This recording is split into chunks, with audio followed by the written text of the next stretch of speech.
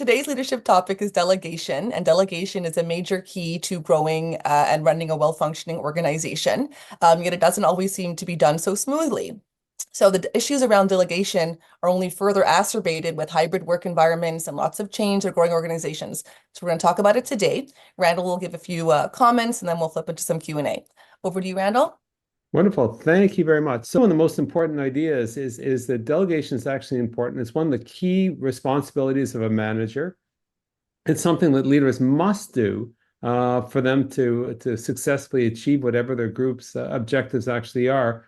But there's some practical reasons why it's important. I think most people listening to this already know it. It saves you time rather than you doing it. You can get other people to do it. It gives others the opportunity to grow. It gives them job enrichment. Overall, it's a very important mechanism to build the culture of the organization because the interaction. It also improves employee engagement. It helps with retention. The number of reasons why it's important is probably as long as your arm. But the challenge of why people are not always the most effective is it's actually what we want to talk about today. I think that part of the problem is when each of us as managers grows, we grow based on the models that are around us. That one manager that was so bad that you realize that you never want to do it the way that person did it. The manager that was so good that you try and emulate exactly what they do because hopefully it'll have the same effect.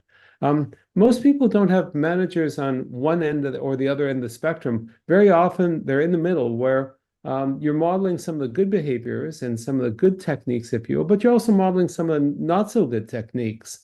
So I think one of the questions is why don't we delegate properly? The answer is yeah, because we maybe didn't learn so well. We didn't have that management training. We didn't have the idea and the obstacles to actually doing it are actually very interesting too. We always seek perfection. Nobody can do it as best as we can. We might have a bit of fear that, gee, if they do it, something bad is going to happen because it's not perfect, or somebody might react poorly to it, or it won't be done exactly the way we will. Sometimes it's an issue of momentum. We've always done it. I've always done it this particular way in terms of interacting with my staff. So this is the best way that I should interact with them in the future. Sometimes it's a question of time as an obstacle. It needs to be done like immediately, and the amount of time it takes for you to explain it and then review it and coach them and everything, you just don't physically have the time. Sometimes it's a lack of trust. They've screwed up before, they've done a halfway job before, and really what you don't have the trust that they're going to do it to the level that you actually want. So those are the kinds of obstacles. I think it's all made a lot more difficult, frankly, since the end of COVID, actually during COVID. In the olden days, the way we would manage is by wandering around, and we'd be able to sort of look over people's shoulders, have these conversations, provide small little bits of micro coaching, if you will, to get rid of blockers, to address little challenges, to answer quick questions outside the formal, can we meet to talk about whatever it happens to be. A lot of managers manage by the hour. How many hours is somebody sitting in their desk, presumably working? With COVID and the movement to hybrid work, on the other hand, you might not see everybody for those little micro coaching moments. You might not have the ability to have those quick conversations in the hallway, or to have individuals reach out to a peer saying, hey, listen, I've got my manager delegated this to me. I'm having a bit of a challenge, etc. Because guess what? You've got to make an effort to do that kind of thing. And so the challenge of delegating is really one post-COVID. And when we've got hybrid workplaces of ones of saying, how do we institutionalize the check-ins, the coaching, the support that's needed so that you can actually successfully hold them accountable to the job that you've delegated to them? The culture of a company is really, by and large, the personality of the leader. It's the behaviors of the leader. How can change happen if the leader doesn't it likes the amount of delegation versus control that they're holding. Delegation versus control. Let's explore that for a moment because I think that's a fascinating concept and holds the key to answer your question. You know, in the olden sort of days of management, which basically came out of almost World War II, command and control hierarchy, somebody would say, jump, and then the person would essentially say, yes, sir, yes, ma'am, and they would jump. And it was almost kind of like that's the delegation. You know, today, it's a little bit more different. You know, we realize, at least in the more enlightened workplaces, that when you hire somebody, you're not just hiring them as a work unit, you're also hopefully hiring their brain, right? And it could very well be that because they are in that front line, whatever level of the organization, that they probably know the how to do it far better than you might. You might know the why when you're delegating, you might know what the deadlines, the impacts are, etc. But the how might be something that they're better equipped to actually do. And so therefore, the control style of delegation, um, do this by that date, and this is why, don't ask questions, etc., means that you're not engaging the brain, if you will, and likely that, yes, it'll be done, tick the box, but it might not be done as effectively as it actually could be. So, to the first part of your question about, well, the leader kind of decides, and you're right in the sense that they decide by modeling a certain type of behavior. But leaders come with every style.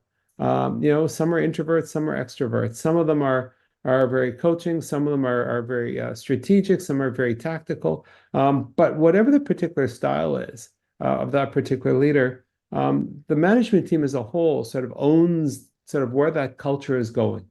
You know, there may be somebody in HR for large organizations that's responsible for helping broadcast it. Yeah, there's things like retreats and all hands meetings and certain types of training where the culture can leak into bits and pieces. You know, if you want to change the culture, for example, if there's a turning point like a merger or acquisition or a large product or a new geography that can, you know, lurch the culture in one way or the other, you know, by design, if you will. But it's not really I would say, the leader that decides it as much as the leader and the management team together sort of build it because they're the ones that speak to and delegate down to and share down the information and their behaviors, etc. So when it comes to the actual question of delegation, okay, it's not just delegation of tasks, but it's also delegation of responsibility for moving the culture of the organization to where it needs to be. Water moves, and so does culture. It doesn't stay stagnant, right? It's either getting better and going towards a certain direction or going away from that certain direction.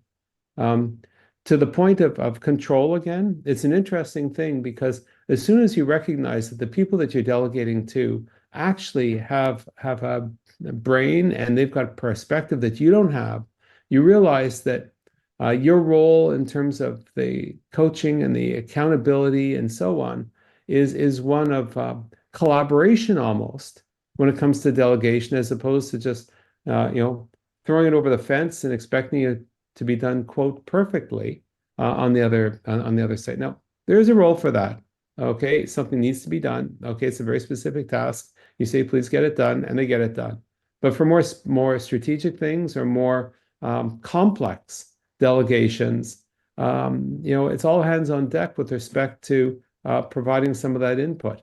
And then the person can take it away. And if they've got questions, they can ask. Or if you've got a perspective, you can, as a leader, manager, you can do some coaching. But delegation does not mean, okay, so-and-so, please do this. And as they're walking out of your office, you say, but before you do anything, check with me first. That's not delegation. Okay, that's still control, right? Delegation means that you delegate the responsibility for getting it done to somebody else. Help me understand the scope of the problem of delegation. Okay, if we think of serious growth inhibiting issues in an organization and those big, fire alarm issues that have to stop versus, pet peeves with photocopier, where does delegation at the top fall on this spectrum? I think delegation is critically important.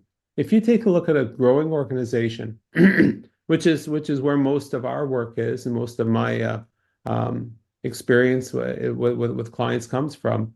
At the very beginning, let's take the extreme example of a startup. There's five people in the startup. Everybody does everything because it's all hands on deck, and or even if it's just one person, gee, that one person is doing everything. But as soon as you add person two, person three, person five, person 10, you need to divide out different responsibilities so that people become more specialized, right? You need to start adding levels of doers, right? Levels of managers. So all of a sudden, as an individual who's part of, say, the startup culture, at the very beginning, yeah, everybody had their fingers in everybody else's pots because there's only a couple of us. We wanted to make sure it got done. But all of a sudden now your scope is narrower. Somebody else has got responsibility. Yes, you can opine on if asked, etc. But you're not part of the making the decision, the delegating it to their subordinates, the checking in on it, because you've got your own more narrow responsibilities because the organization has actually grown. And because you're now delegating to somebody else, your responsibility is not just to work with your peers horizontally, but it's also to work up and down, right? Because your manager is, who might be the CEO, for example, is delegating to you, you're delegating to your staff, who might be eventually delegating to their staff and perhaps another level below that. So, the question of what happens when the organization grows is a really important one, because the kind of people who are really, really good when it's all hands on deck, it's a super small team, there's just five of us, whatever the number is, might not be the right people to work when it's 1,000 of us, or maybe even 100 of us, despite the fact that they're critically important to get to the place that you are today. And the best organizations realize that, okay, if that person is the best and highest use for that person is in a particular area, they'll find a way to use that because they know so much of the organization's history. There's value in that beyond their functional skills or the market knowledge or anything else.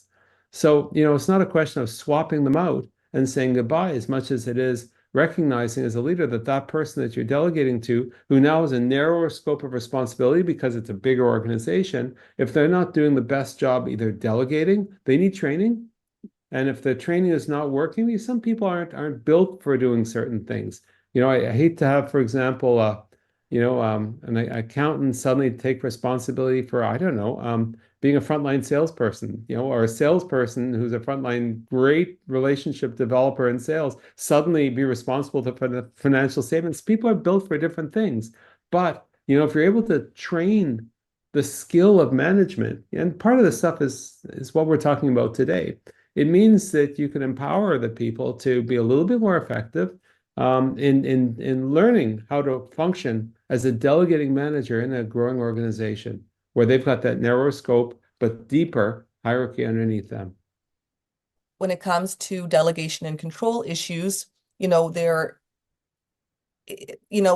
it only that delegation is crippling and strangulating to an organization, or can a team work around? Like, can it grow and move around the scar tissue of a leader who can't delegate? So of course you're talking about the edge case where a leader really is not doing that, and there's problems and everything. And what I would say is that every leader has got some degree of problem, and it's not a problem in the leader's mind because they're the ones that sort of help grow the organization to this particular case. I think one of the things that most leaders who are successful realize is that they've been able to adapt to their new role of as being, let's say, the CEO of a bigger and bigger and bigger organization. And by the way, it's the same thing as in the middle ranks of management as well. But sometimes, okay, leaders just haven't considered the concept of how to do delegation in a different way. It's not that what they're doing is wrong. It's what got them their success so far, right? So of course they want to lean into that. But if you only have a hammer and a screwdriver and you need pliers, but you've never been exposed to the concept of pliers or some other tool, then you don't know how to use them because you've not been exposed to the concept. Let me give you an example. We always talk about delegating down, okay, what I call push delegation. But there's another concept called pull delegation. So what if the leader said to their team, you know, when we work together and you see me doing something and you think that you can do that job faster or better, or at least just to, it looks like I'm not enjoying it, whatever it is, I want you to knock on my door and say, hey, can I take that off your plate?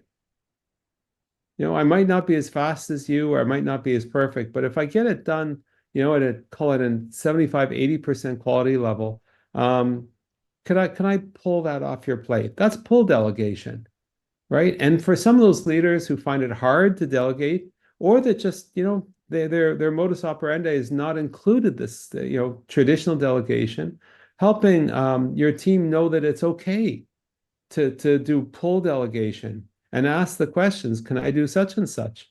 I know for me, and I sometimes find it hard to delegate. I find when my team members say, Randall, I noticed you're doing such and such. Can I take a stab at it? What if I took this over? I could probably do it even faster than you. And in a certain sense, it's very refreshing. Okay, and sometimes it's actually quite relieving, frankly. So I think that this is just one concept for a leader who hasn't been exposed. This is the pliers, the new tool in the toolkit. And most leaders, it's not like they don't know the answers. Sometimes they don't know the questions. Push versus pull delegation is a great example of it. And once you say the concept and say, okay, I got it. Okay, let me see it. Let me try it. Let's see it works. Let's see how it works. Let's see different ways I can do it. And on they go. But once they've got the concept, and this is the kind of thing, yeah, well, when we're doing management training, I could talk about it, etc. For the most senior people, this is typically something that comes up in a coaching call, right? Um, and then it's a little bit of a deeper conversation as to, okay, well, how does it work? When might you try it? How might you introduce it? How might you make sure that it's reinforced, that people actually know that you do want them to pull, and so on and so forth. So that's just one of the ways. Okay, Dr. Randall, Dr. Business Growth, help me diagnose what are the symptoms? Are there a set of symptoms within an organization that we can go, okay, we see the patient, this is a delegation problem? Every organization is different, and I'd hate for somebody to take my answers and say, well, that doesn't apply here, that doesn't apply, well, that doesn't play here, and then throw the baby out with the bathwater. So let me suggest some reasons, some things that you might see. If there's a staff retention problem, it may be because the managers don't delegate and people don't feel challenged, right? If there's a culture problem, a corporate culture problem, it may be because of the way the delegation is taking place. If there's a succession planning issue, right? People, don't feel that somebody underneath them can eventually take their role, right? And then you move as a leader, as a manager up to the next level. That's also indication of a delegation problem, because delegation can help, skill people up to learn more things and therefore perhaps take your role at some point. There's a whole bunch of issues. Gee, we can't find the right people to do such. Gee, we're operating in a void problem. Because sometimes what goes along with the inability to delegate is the decision, or sometimes it's a decision not to delegate, I should say. What goes along with that sometimes is a decision to hoard information. Some organizations, one I worked in, at one point, all the partners, there's memos that went just to partners. There's memos that just went to partners and senior managers. There's memos that went to partners, senior managers, and managers. There's another, partners, senior managers, managers, and senior associates, senior accountants, senior consultants. So when you sort of hoard information, that sometimes is also goes along with the hoarding of the tasks, if you will. I think another thing is when you start to see manager burnout, that's another indication. Why?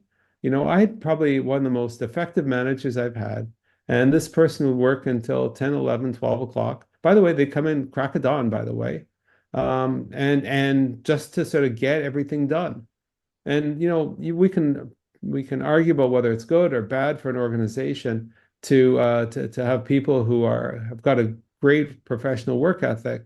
But on the other hand, if people are being burnt out, right, this is not a good thing because they can be less effective doing their jobs, less effective in managing, ironically as well.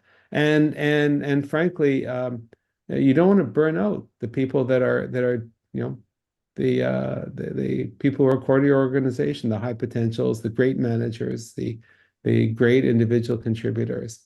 So these are all different symptoms. There could be other indicators of all these things. Retention, there's a whole bunch of reasons why people might quit. Engagement, there's a whole bunch of other reasons why people become disengaged, right? There's a whole bunch of reasons for other things. But sometimes we don't look at the core issue, which is the delegation and the manager staff relationship in terms of the productivity and getting stuff done. So this is it. Are there sort of tour de phrase or like expressions or not expressions, but uh like signals that employees are saying to their leaders, their managers, to sort of indicate that maybe you're a little bit too noses in and fingers in like a polite way, having a manager in a meeting, if you're like, oh, we're so surprised that you cared about this subject, that you came to this meeting. How honored we are that you're at your meeting. Is a leader supposed to hear, wait a second, am I really like maybe this is not my wheelhouse? You know what? This speaks to the culture of the organization that the leadership team wants to inculcate. In some, for example, it's one where the conversation is an open one and a trusting one and so on. You're right. The power imbalance, we call that a hierarchy, right? And this is typically the way organizations are operated. But the best managers are the ones that recognize that it doesn't matter. The authority that you have doesn't come from the title, but the authority that you have is the authority that you've earned with the people that you work with, whether they're above you at your level or below you. And I think that when each person at whatever level of the organization has earned the authority and earned the trust of those around, it's easier to have those open conversations. Or, sometimes I'm not talking about HR conversations. I'm talking about in the context of delegating and tasks and dealing with issues with clients or dealing with whatever's on the table. So I think that the question of what are the keywords of everything is a very simple thing that a particular manager and a particular staff member can sort of work out in a conversation. But not all managers are open to that conversation because maybe there's a confidence problem. Or maybe, for example, the staff member is a troublemaker with a bad attitude. Or maybe that staff member never delivers or has got some problems and they haven't earned the authority, if you will, yet. And likewise with the manager. I think most people have had an experience with a manager that's very poor, where you don't respect, and it's very, very hard to have a conversation, upwards with somebody that you don't respect, whether they've got the title or not. Same thing with some of your peers. So, I think the whole question of how to become a good manager, um, you know, how many organizations now have training programs for management? Right. At one point, everybody, I know when I was going up through the ranks at KPMG, I remember going to the new managers seminar. It was an entire week of management training. I remember going to the new senior managers training. I remember, all these sort of week-long intensive training. We don't do that anymore. We can't afford to take people away for an entire week. Most organizations, everything's moving to smaller little bits and pieces because we know people retain it a little bit better. But many organizations, because of budgets and because of other structural issues have said we're just not going to be doing it, and we're paying the price for it right now. And so the idea of saying, well, maybe we don't need to go back to the way it used to be. Maybe we don't need to take people away for 5 days. Maybe we don't need to put them for a 3-day conference to learn whatever it is. Maybe we can do it with, say, micro learning. Maybe what we can do is by looking at from multiple different angles to achieve the same result, but perhaps at a lower time cost or dollar cost for that matter.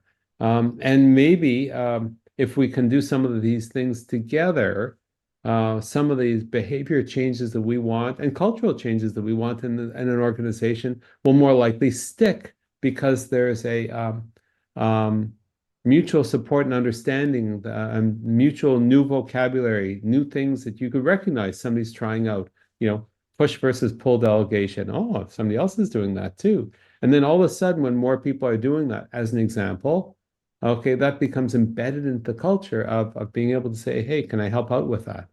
Okay, I've got a few extra cycles. Can I give that a try? Right. So I don't think it's a question of the keyword or the power imbalance so much as some of these other factors have been shared. What would an appropriate mindset be for a leader when it comes to delegation? Is it just as much as possible, delegate, push, push, push, clear my head so I can focus exactly on my scope of my job? So I think before we answer that question, and I'm probably going to forget the details of it, so you'll have to remind me.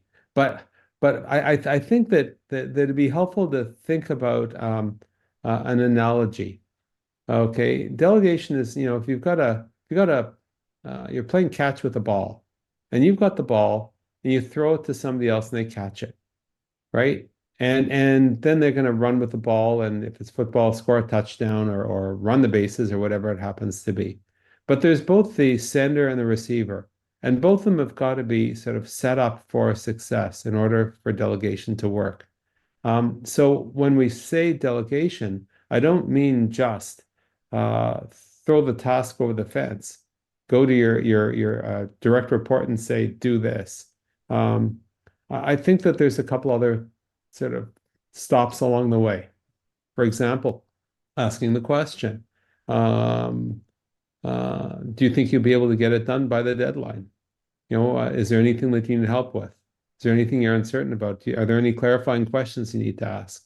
Right? And the leader does not need to ask them those questions. It should be that the person who's being delegated to should be able to surface the questions that they need answered before they go off to doing it. Part of it is the touch base, part way through, how's it going?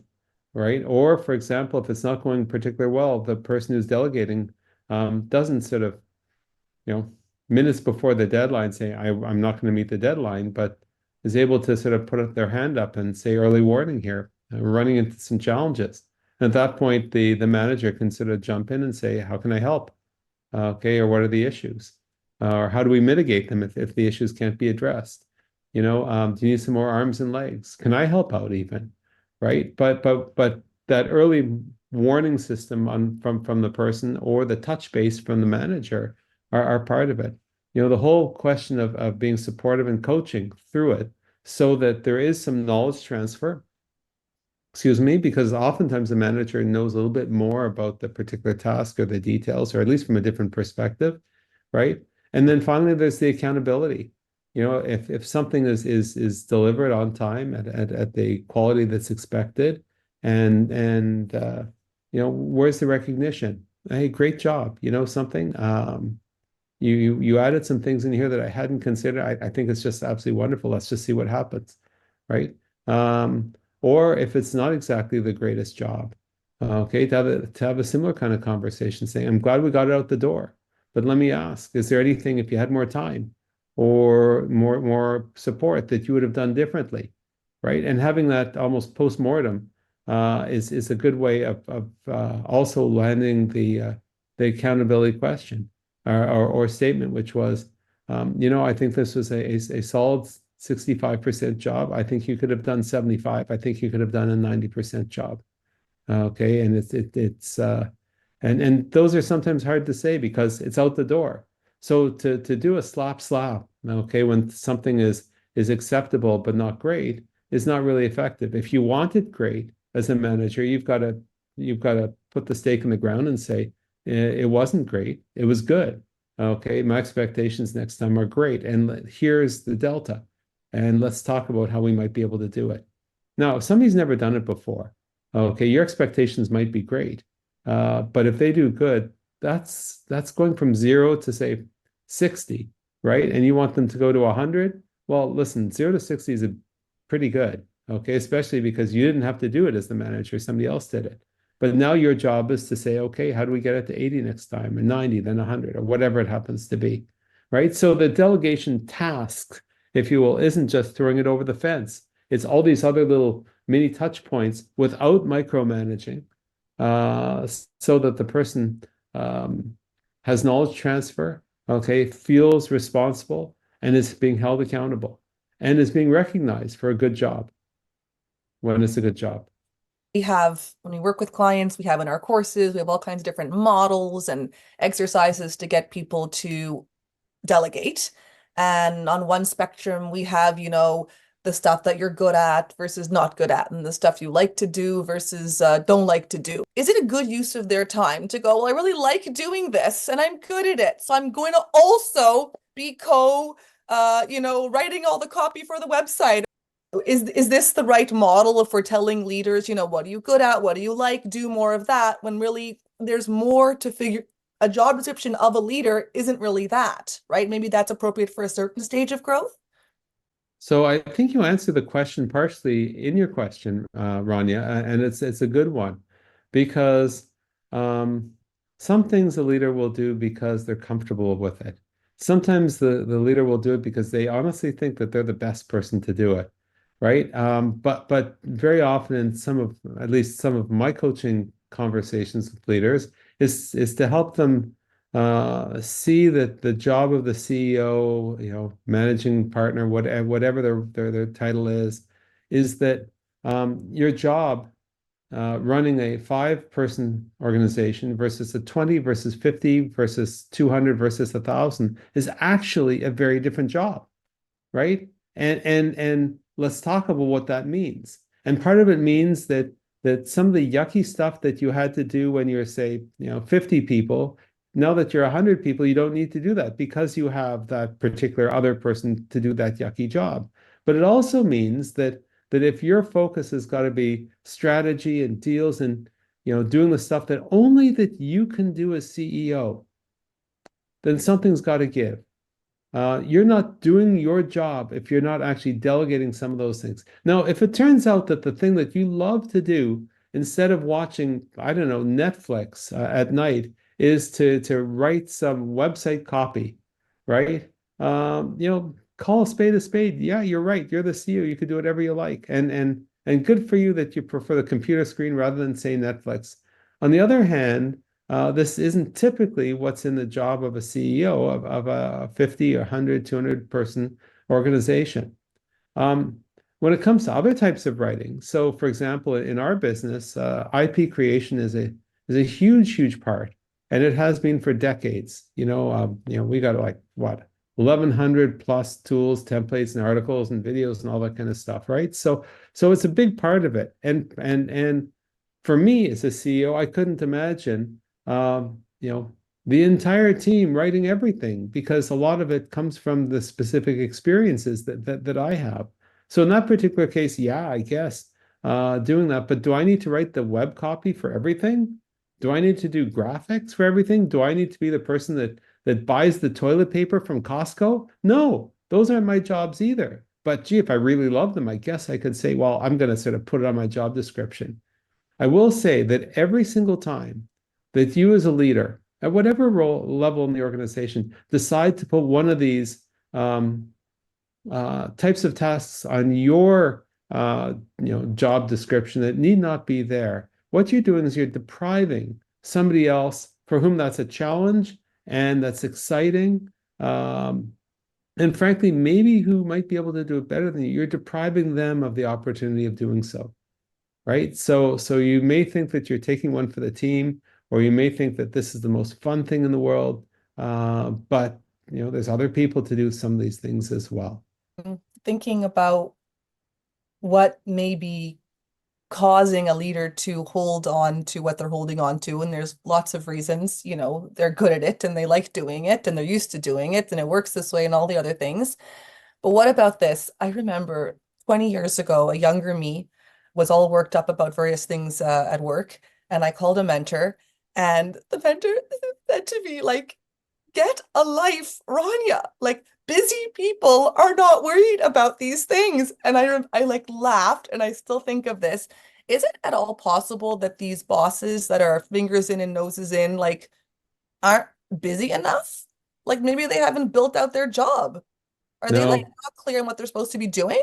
So part of it is you know how to be a job CEO at this level. The company grows to a higher level, so it's still a decent fit, but a little bit higher risk because then it grows to the next level, and so part of it is a question of momentum, and they know what they know, they're comfortable doing what they're comfortable doing, etc. Some CEOs haven't ever managed at the higher and larger scales and everything, so they might not know it. Some might not know it. Well enough.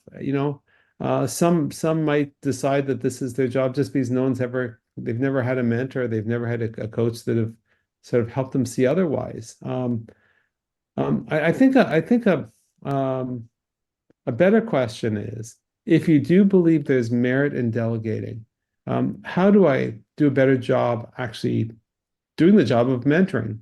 And I think there's a number of questions that as a leader you should ask yourself, and when you answer these questions, it should become clear in your own mind whether you should keep it on your own plate or whether you should, give it to somebody else. Here's some of them. Must I do it? Or can it be somebody else? Can somebody else actually do it? If somebody else can do it, can they do it better? Can they do it faster? Um, by delegating, am I building out my team? Am I providing somebody with job enrichment?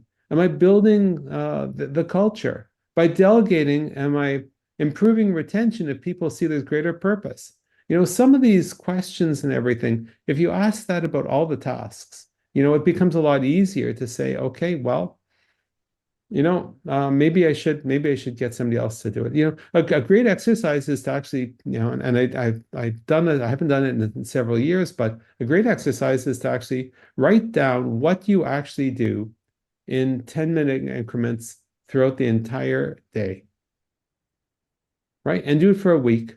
And so now you've got a week. If you really want to be hard on yourself, do it for 2 weeks, but do it for 1 week, right? You get in the office at 7:30 as a CEO and you leave at 7:30, or maybe it's 9 to 5, or maybe it's 5 a.m. to 9 p.m. I don't know. But whatever it is, when you're on the job, okay, even when you're at, somewhere with your cell phone responding to emails, etc., log by 10-minute increments where you spend all of your time for a week. And then thank you very much. Do it on paper because I think it's very telling.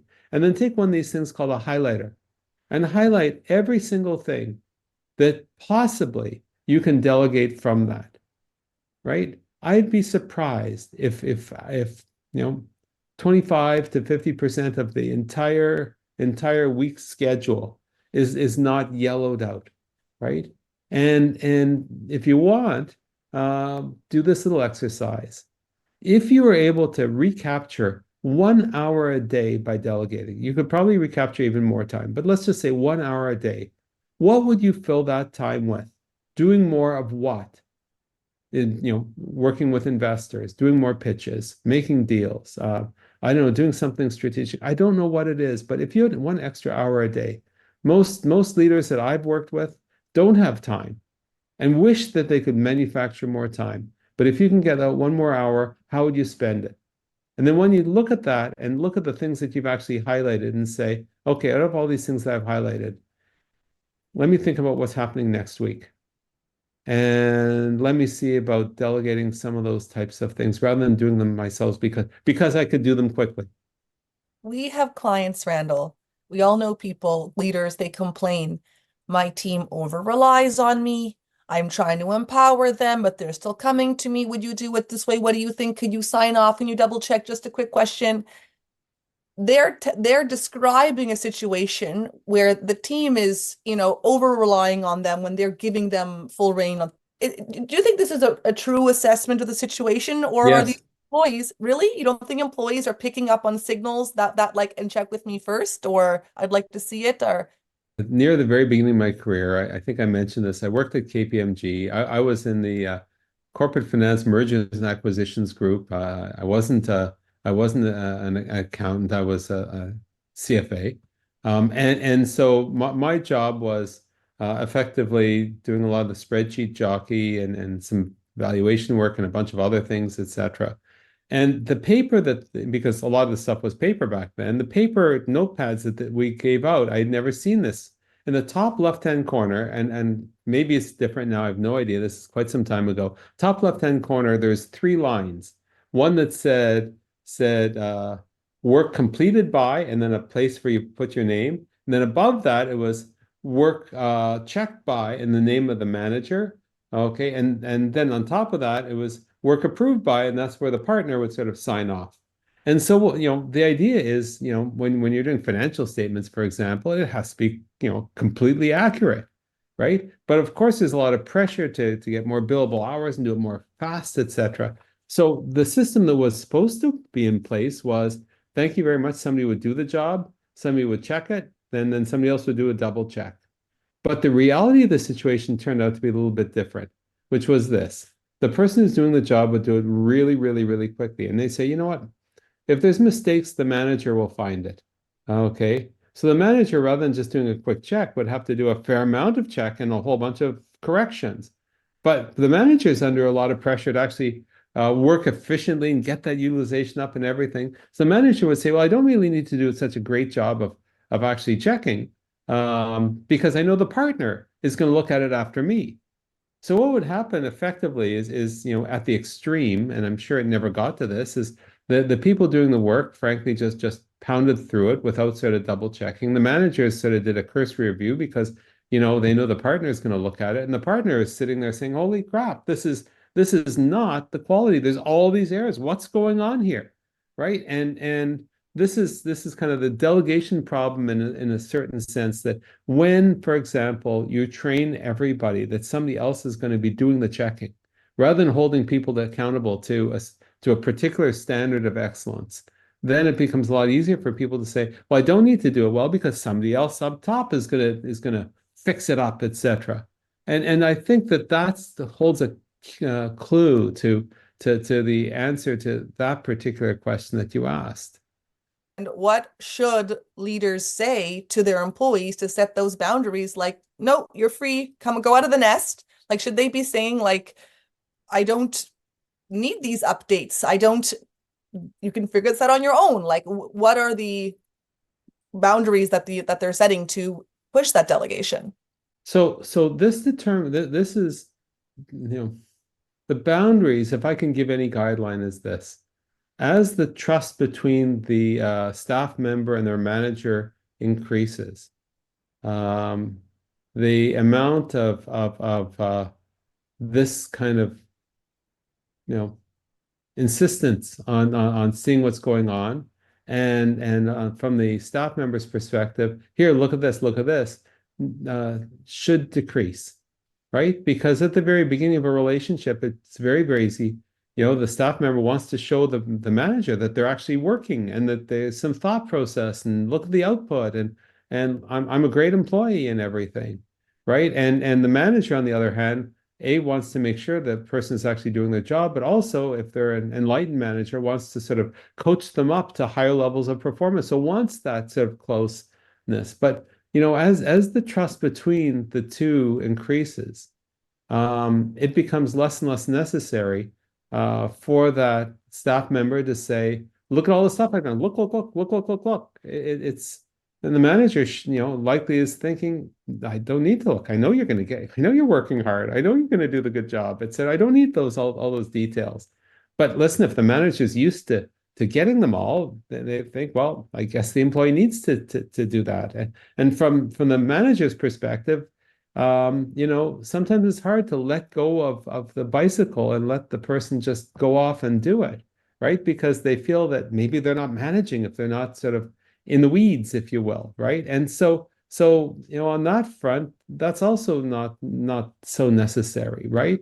But at the beginning of the relationship, it's different than after a period of time, and it's a gradual change. If anybody's has kids, you might realize that when they're infants, they change so much. Every week, every 2 weeks, they're doing something completely different, right? Over time, you can see that you can trust them to, not do bad things, right? But at the very beginning, you got to watch them like a hawk, right? It's kind of that way with respect to staff members when they first get started. You're on them with onboarding, right? You're in there, okay, letting them know, and they're very, very, very keen to learn about all the stuff that's the culture of the organization, the tasks, the people around them, etc. Okay, as they get better at doing their job, the need to be so in their face should reduce because thank you, they need some rope, right? To expand and do the things that you presumably hired them for, right? On the other hand, you need to institutionalize the checkpoints, the whether it's daily stand-ups or the weekly one-on-ones or the skip manager meetings or all the other things that you do to make sure that there's a mechanism for them to pull support and for you to give direction outside of the particular task that you might be delegating one way or the other, right? So that would be my perspective.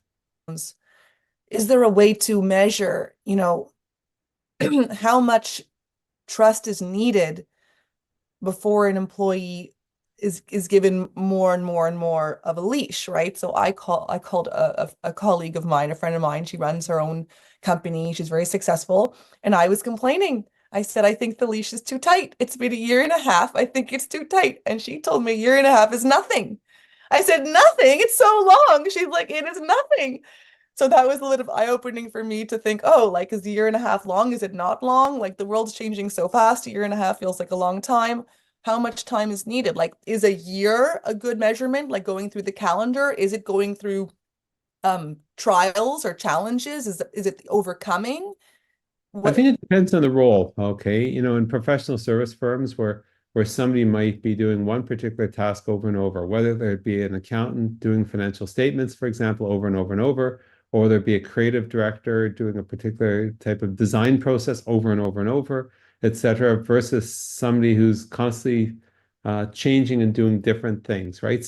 So it really depends if you've got kind of a cyclical kind of job where it's rinse and repeat over and over, but with just different types of clothing that you're rinsing and repeating, it might be different than somebody who's got a lot of different roles, right? So that's one thing. Secondly, there's a lot of research out there that says that for a team to gel, it's somewhere between 2 and 4 years. So to really gel. Sometimes a team, whether it be the team of two, a manager and a direct report, or whether it's a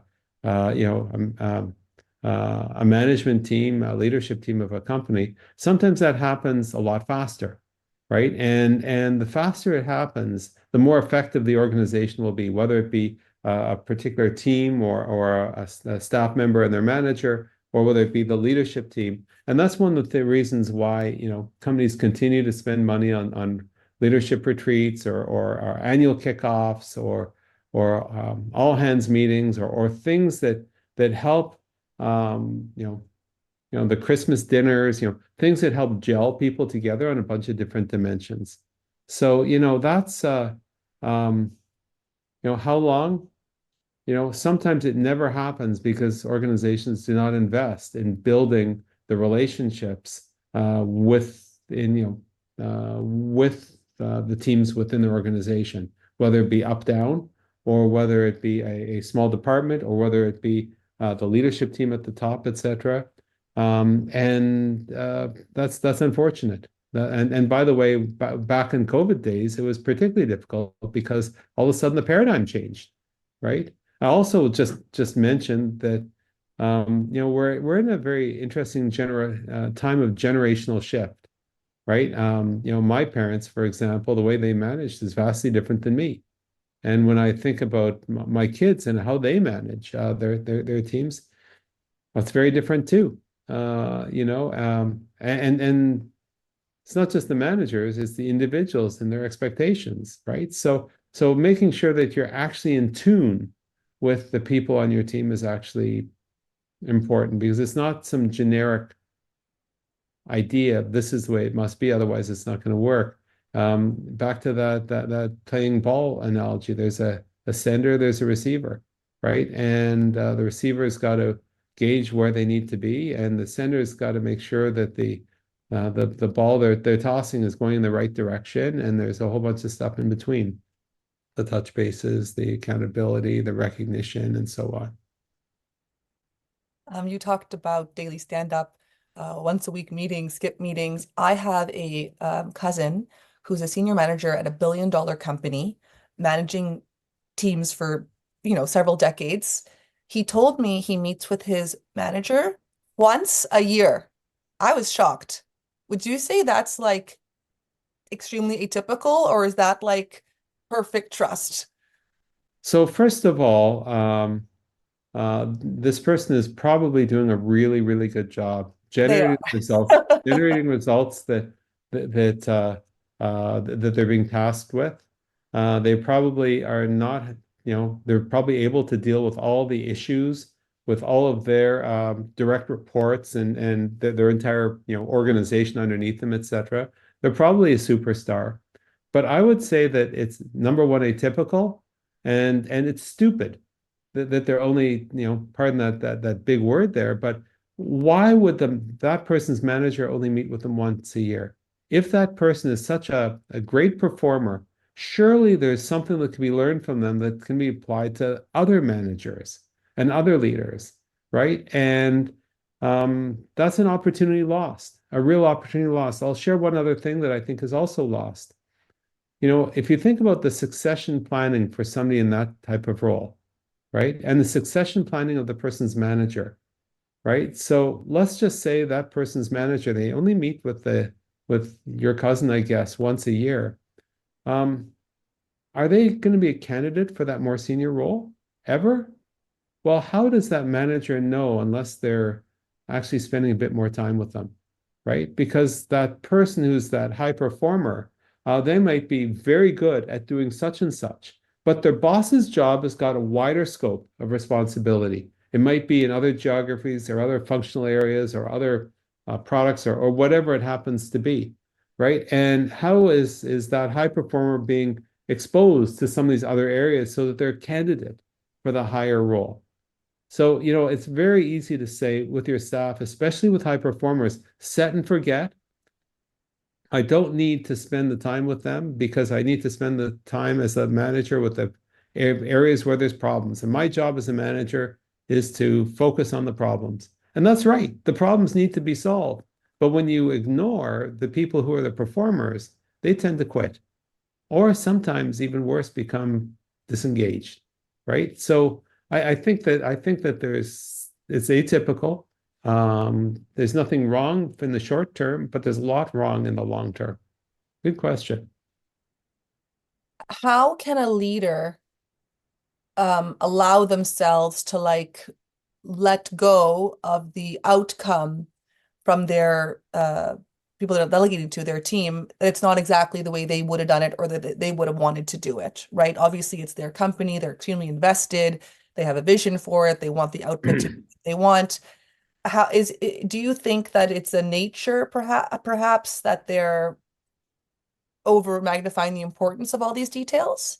So I think that, and by the way, when you delegate, sometimes people will fail. So sometimes it's, you've got to pick up the pieces when you delegate too. So it's not always perfect, right? Everyone's human. Um, what I would say is this: go back to those questions. Must I do it? Can someone else do it? Can someone else do it better? Can someone else do it faster? Am I building my team by delegating? Am I giving somebody job enrichment, a reason to stay? Is this an impact culture? Does it impact retention, etc.? If those things don't convince you as to why you should consider delegating and why you should actively delegate, I don't know what might. Actually, I do know what might. Take that 10-minute daily schedule that you've done for an entire week that has got all this yellow on it and say, if I were able to delegate these tasks and free up that one extra hour a day, what would I fill it with? And I can guarantee what you'd fill it with would be higher value than that thing that you're keeping to yourself. You know, right now I'm thinking, okay, so what can I delegate? What can I delegate? Well, you know what? It's a learning curve. You know, everybody can delegate to a certain level, but then the question is, can we do it better? Will we get better output? Are we going to get the right 80% from the people? Am I coaching them enough, too much, not enough? Okay, and am I holding them to a standard that maybe they didn't realize that they could reach, but in fact they can, right? Because oftentimes people are limited by a self view that they can only go up to a certain level, they can only handle certain things. And I think one of the keys from a manager is to say, I think this person has got potential. Let's test drive and see just how far they can go. What happens? Maybe they think differently than you, and they might be able to see something or do something in a way that you never would have expected. And that comes to the one question, Rania, the one word that you used, which is responsible for the outcome. So I think you're responsible for the outcome at the very end of the day, but you're not responsible for all of the how and all the minutiae to get there, right? And that's the part that you need to let go a little bit. Now, in certain regulated industries, you have to do things in a very specific way, right? For certain industries where there's safety issues, you have to do things in a certain way. For certain financial things, there's regulatory compliance issues, you've got to do things in a certain way. I'm not talking about that. You have to comply, right? But I think that being held accountable for the outcome, it's both of you, but you're delegating it, and therefore you've got a stake in it, and that's why you want to coach and hold accountable and so on. But it's them, not you.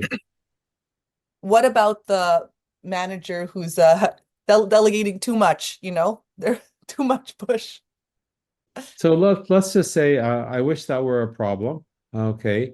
Delegating too much.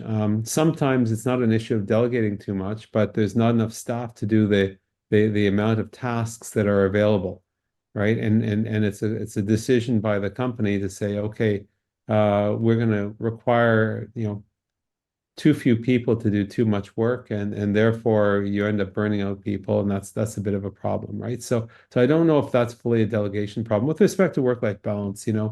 I think everybody makes their decisions. If you're a CPA, for example, in tax season you're going to be working 7 days a week, and you're going to be working nights and early mornings, right? And then come the filing deadline in April, okay, it's Fridays off, right? And it's time to go on vacation, etc. But nobody is allowed to take a vacation in March, like before the taxes are due, or the last week of December, if there's a December 31st year end, everybody's on board, right? So it really depends on what it is. I will say though that the idea of actually having people work an awful lot more, okay, it works in the short term, but it doesn't work in the long term. And you deal with issues like burnout, or people becoming disengaged from the work, or feeling, we spend more time at our day job than doing anything else in life. Randall, any thoughts you want to leave leaders with about delegating and leading their teams?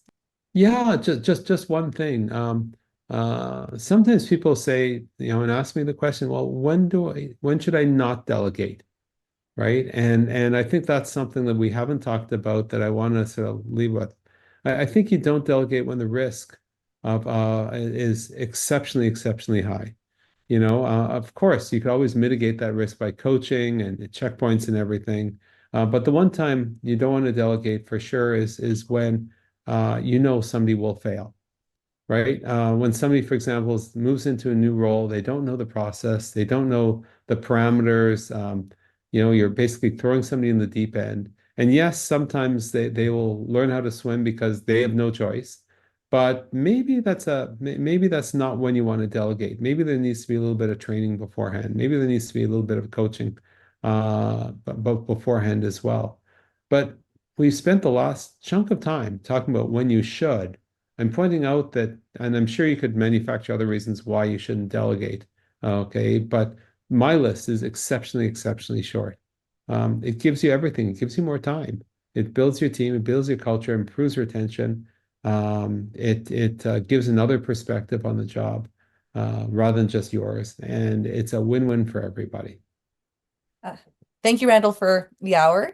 And for our listeners and watchers following along here, if any of these issues we talked about resonate with you, please reach out and we'd be happy to share some resources or have a conversation.